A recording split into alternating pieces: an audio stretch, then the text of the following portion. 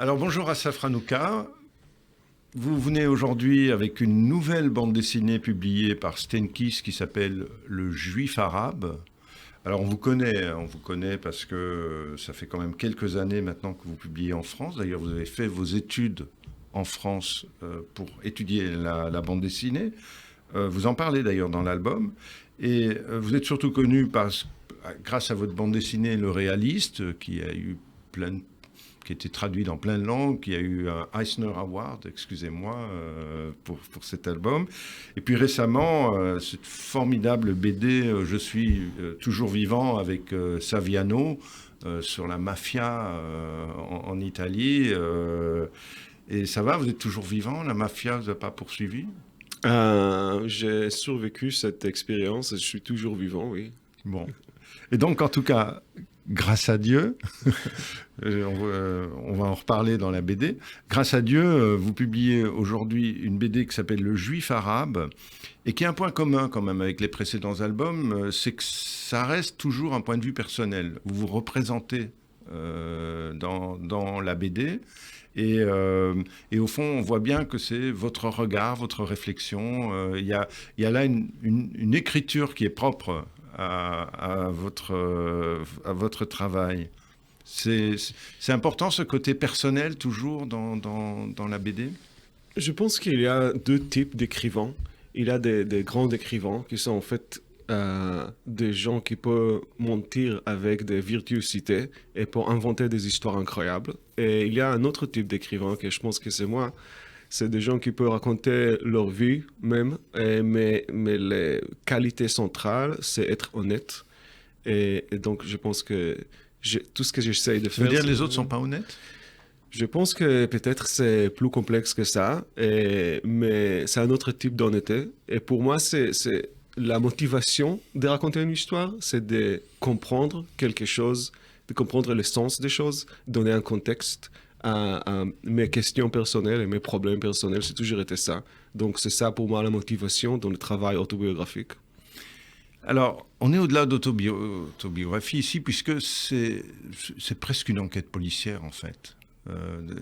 Il y a un point de départ qui nous permet de parler de votre arrière-grand-père, Abraham, et ce point de départ, c'est une énigme qui vous arrive comme ça. Racontez-moi ça.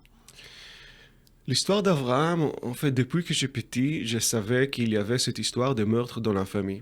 Et sauf le fait qu'il y avait cette meurtre, on n'a pas vraiment parlé de ça. Et même, j'avais l'impression que des gens évitent cette histoire. Sauf que oui, il y avait les révoltes arabes à un point, à 36, et Abraham était tué, c'est le grand-père de mon père, et c'est tout en fait. Et il y a quelques années, j'avais une conversation avec un oncle, et qui m'a dit, je sais pas comment on a commencé à parler d'où la famille est venue, de Kurdistan et toute cette histoire. Il m'a dit oui. Oui, parce que votre arrière-grand-père est un juif kurde. Je savais même pas que ça existait, moi. Ouais, c'est une toute petite communauté. C'est des juifs kurdes qui est vraiment venu en Israël à cause de la religion, avant que l'État Israël était construit. Et donc il m'a dit non, mais il y avait en fait un orphelin qu'il a adopté, qui était comme son fils, et c'est lui qui l'a tué. Et cet orphelin est arabe, il n'est pas juif. Et cet orphelin était musulman, ouais, arabe. Ouais.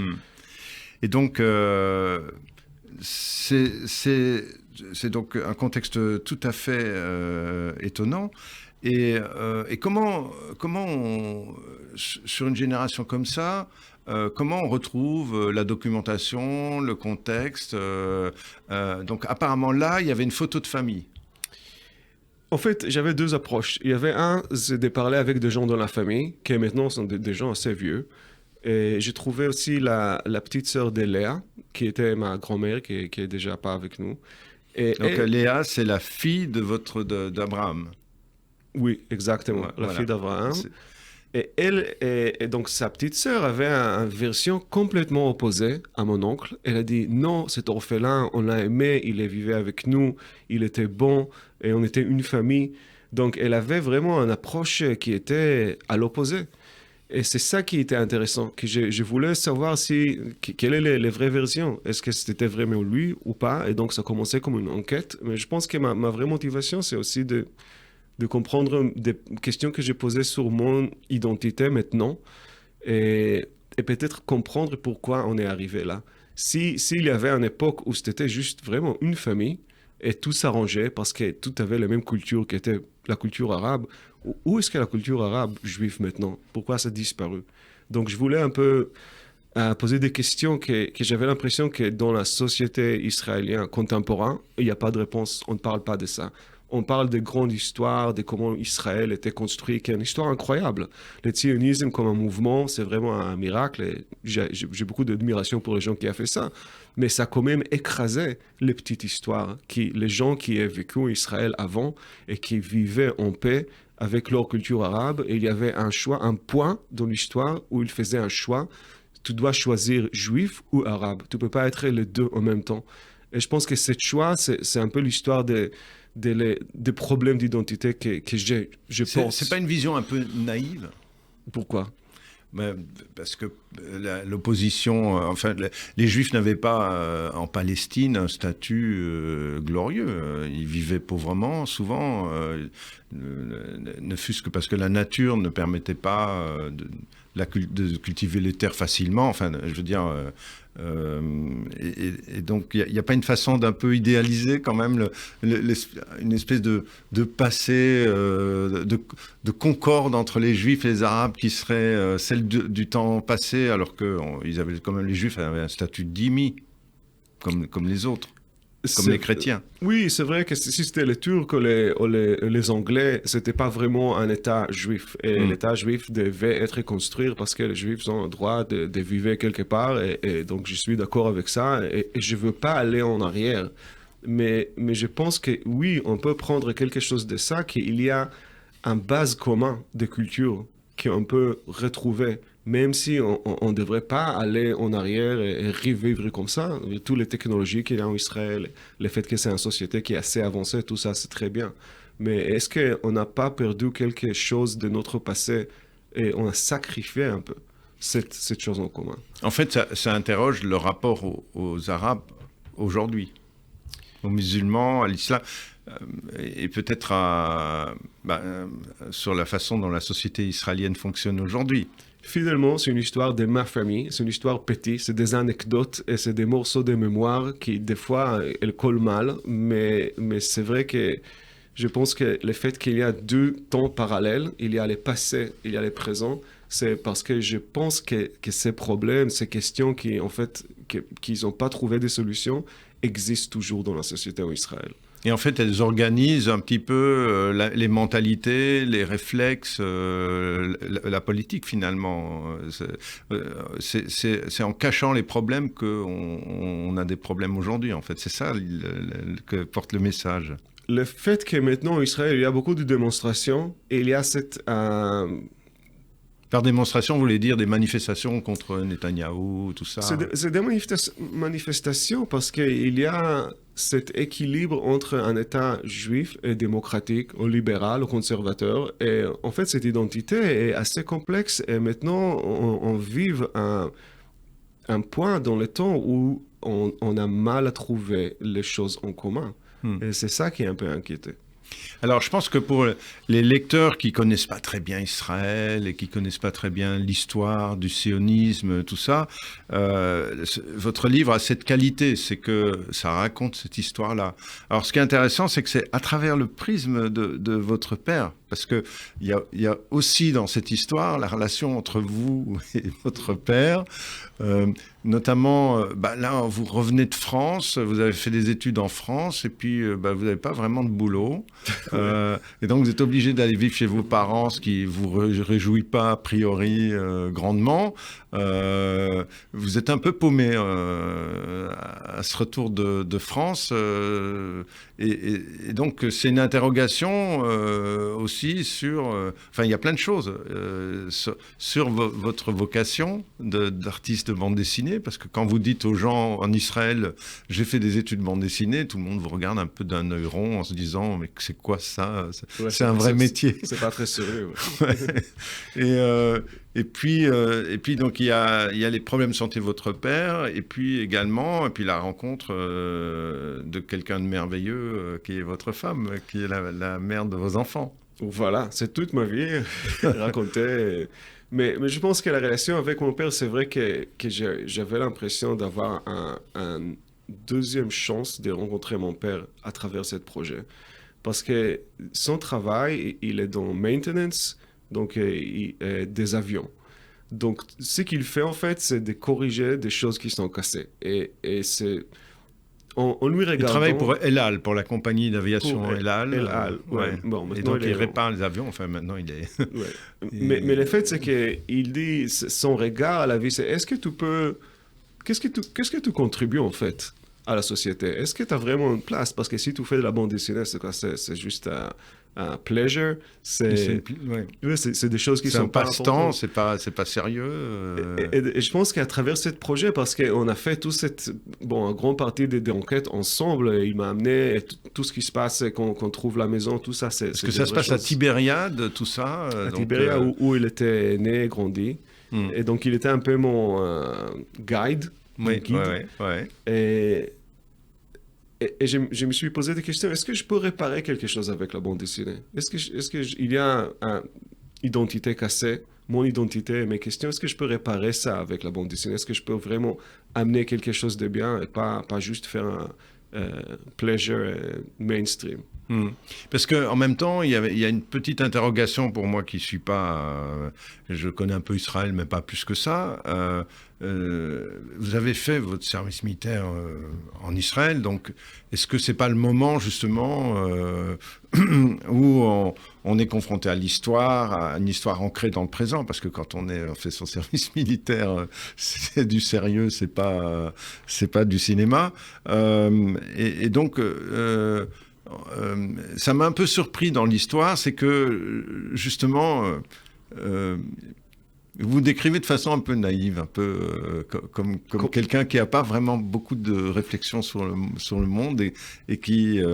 alors c'est peut-être pour aménager le récit que ça se passe comme ça. Mais comment ça naïve? Qu'est-ce que tu veux dire en fait? Je veux dire que vous vous décrivez comme quelqu'un qui n'a pas de boulot, qui fume un pétard de temps en temps, avec un copain qui ne sait pas quoi faire de sa vie, en fait.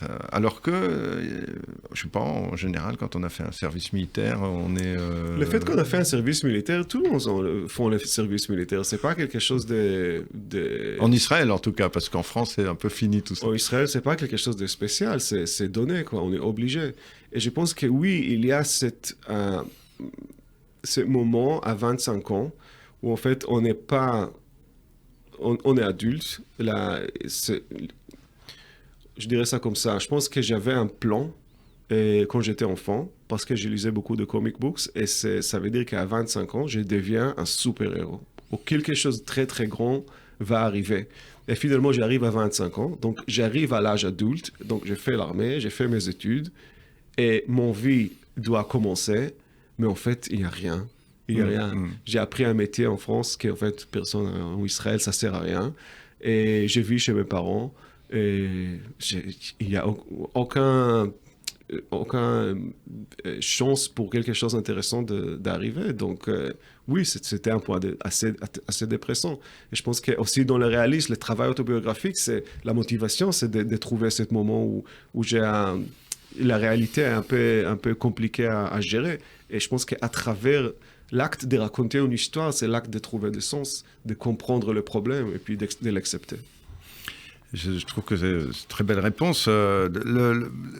Puis il y a ce personnage, donc, parce qu'on comprend bien, donc il y a deux histoires parallèles. Il y a votre histoire personnelle où vous décrivez l'enquête, la relation avec votre père, la rencontre avec votre femme. Et puis, il y a ce petit gamin, là, Ben Sion, qui... c'est curieux, d'ailleurs, son statut, parce qu'effectivement, il a un petit peu... il fait partie de la famille, mais en même temps, il loge à la cave. Donc, il n'est pas la famille.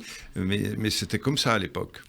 C'était comme ça, mais aussi, je pense que, oui, c'est vrai, il était pas vraiment son fils. Des fois, oui, mais à la fin, quand il y a un qui douche, il était avec eux. Peut-être il voulait être avec eux, mais il dormait dans le basement, dans la cave. Dans la cave, ouais. Et je pensais que c'est aussi...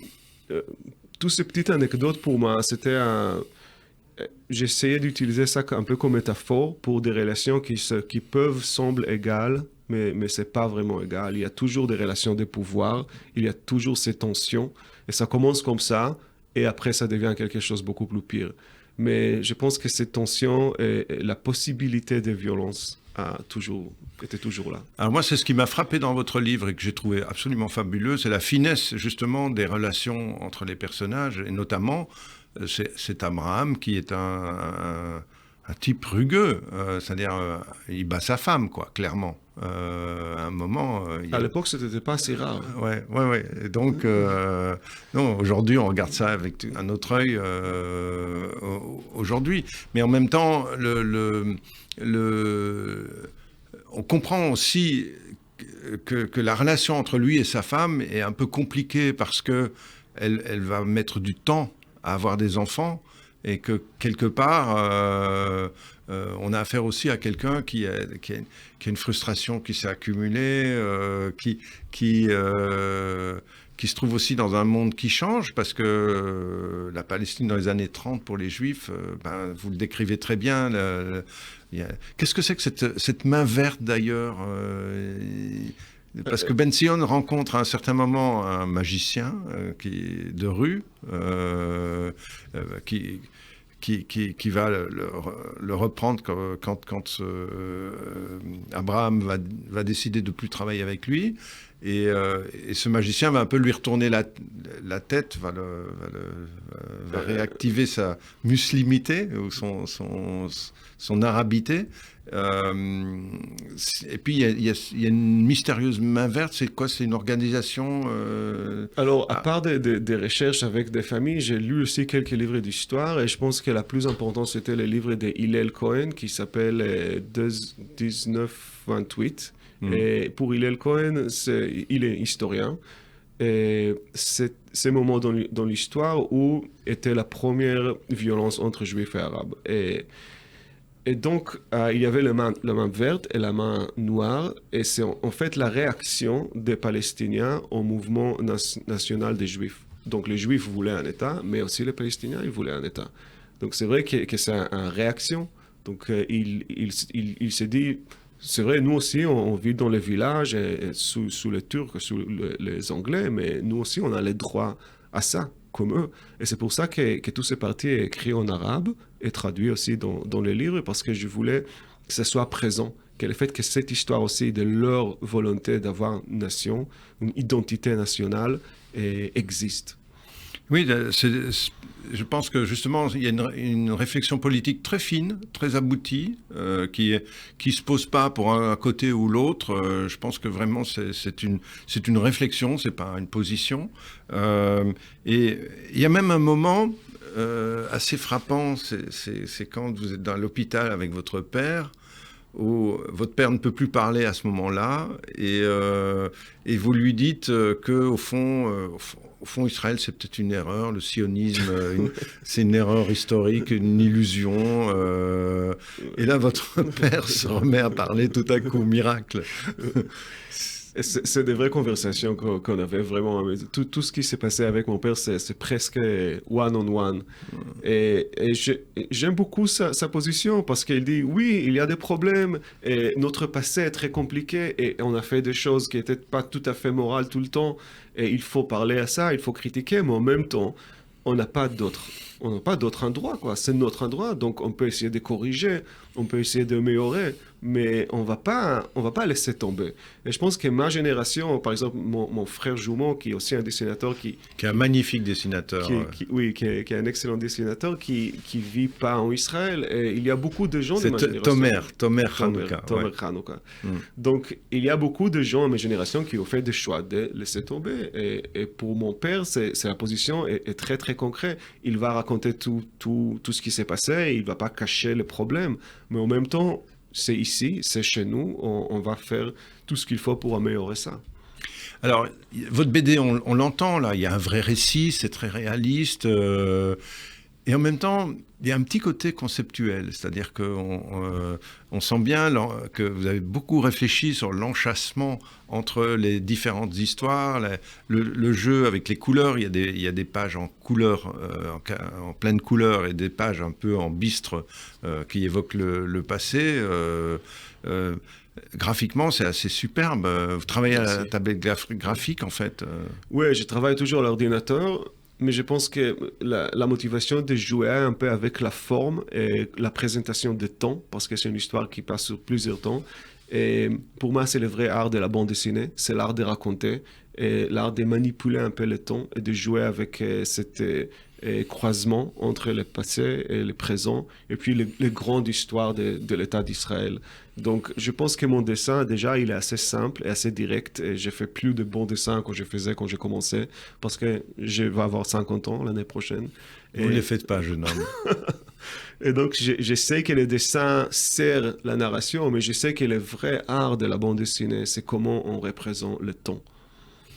C'est une très belle... Alors, donc, l'album paraît chez Stenkiss. Comment ça s'est passé avec l'album de Saviano? Ça a été un succès ou bien vous êtes un peu déçu? Non, je pense que le chiffre était bon. Ouais. C'était traduit en combien de langues? Je pense que pour le moment, 5 ou 6. Ouais. Et maintenant, on travaille sur un animation feature film. D'accord. Donc, Saviano a réécrire le scénario pour un dessin animé. Et on travaille avec un studio qui s'appelle MAD à Napoli. Et ils sont en train de transformer mes dessins en 3D, ce qui est un peu bizarre de voir. Et je travaille avec eux et c'est incroyable. Vous découvrez pas le dessin animé parce que vous avez travaillé sur le film Valse avec Bachir. Oui. Les séquences de rêve, les séquences oniriques sont de vous et de votre frère. Oui, et ça c'était en 2D, donc dessin animé plus classique. Et là, tout est fait en 3D parce que je sais pas pourquoi exactement, mais c'est la technologie. Et donc, ça se fait à Naples, qui est un des hauts lieux de la Camorra, donc en espérant que le film ne soit pas saboté. Le titre, Le Juif arabe, et on va un peu terminer sur ça, le titre, Le Juif arabe, interpelle un peu. Moi, je vous avoue que quand votre éditeur m'en a parlé, je me suis dit, tiens, je me souviens d'une conversation avec Asaf Hanouka qui disait pas le Juif arabe, qui disait, je suis un arabe juif. Et je me demandais si ce titre était bien adapté, mais on n'oublie pas l'article. Le juif arabe, en fait, c'est Abraham. Je pense que oui, c'est Abraham, et c'est un juif avec une culture arabe, mais aussi, c'est aussi Ben Sion, qui était un arabe qui vivait une vie de juif, mais c'est aussi moi. Et on dit en Israël Mizrahi, Sfaradi, c'est la façon de prier. Mizrahi, c'est un nom général pour tout ce qui est venu avec culture pays un peu arabe. Et je pense que les juifs arabes, c'est à la fin, nous. Eh bien, merci à Asaf Hanouka. C'est un livre absolument formidable. C'est un des grands livres qui paraissent à la fin au début de cet été. Et je pense qu'il faut le lire cet été. Et puis, c'est publié chez Stenkiss. Merci beaucoup, Didier. Merci, Asaf.